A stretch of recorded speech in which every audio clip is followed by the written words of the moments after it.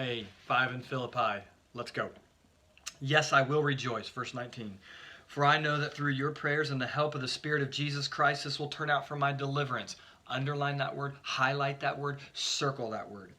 As it is my eager expectation and hope that I will not at all be ashamed, but now with full courage, as always, Christ will be honored in my body, whether by life or by death. For me to live is Christ, and to die is gain. If I am to live in the flesh, that means fruitful labor for me. Yet which I shall choose, I cannot tell. I am hard pressed between the two. My desire is to depart and be with Christ, for it is far better. But to remain in the flesh is necessary on your account. Convinced of this, I know that I will remain and continue with you for your progress and your joy in the faith, so that in me you may have ample cause to glory in Christ Jesus because of my coming to you again. I want to talk like that.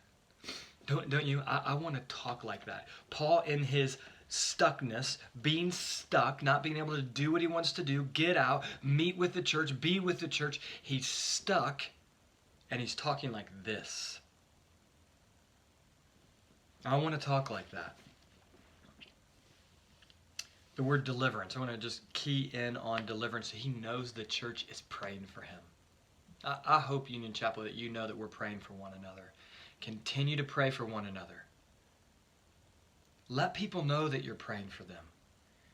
The word deliverance here, Paul, is the word for salvation. Paul is talking about deliverance or salvation. I don't know offhand of any translations that would translate that word salvation, but that's what it is. That's the familiar word there. Deliverance is a fine translation. Paul is going to stand before the Roman tribunal. Paul is waiting for his sentence to fall down. Death or life. That's as simple as that. The Roman government will pronounce death or life on him.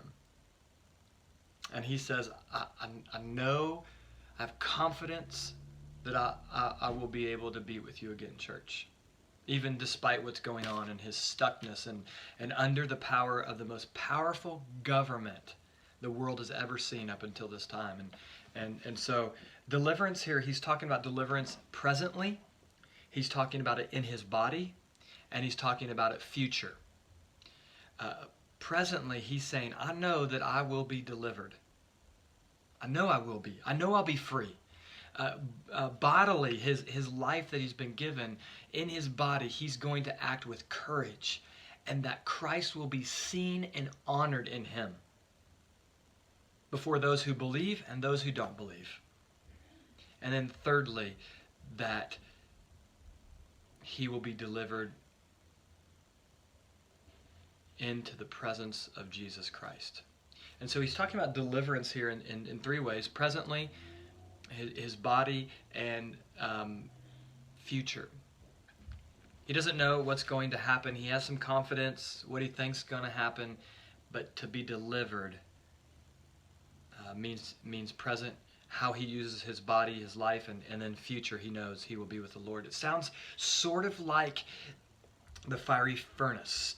Shadrach, Meshach, and Abednego, when Nebuchadnezzar says, you need to worship this God. And they said, we will not, and our God will save us. He can save us, but even if he doesn't, we will not worship. That is sort of the tone of how Paul is speaking here. Now, I want you to just for the last few seconds here, think of how Paul is going to use his deliverance if he's let free. He says, I'm convinced that I will remain with you for your progress and your joy. When Paul gets out of his stuckness, when the circumstances change a little bit, he is going to use that time so that the church will grow in their faith and be more joyful in Jesus Christ. This is an incredible friendship letter. This is an incredible letter about a man who is stuck, desiring to encourage and love his church. I love you. We'll see you soon.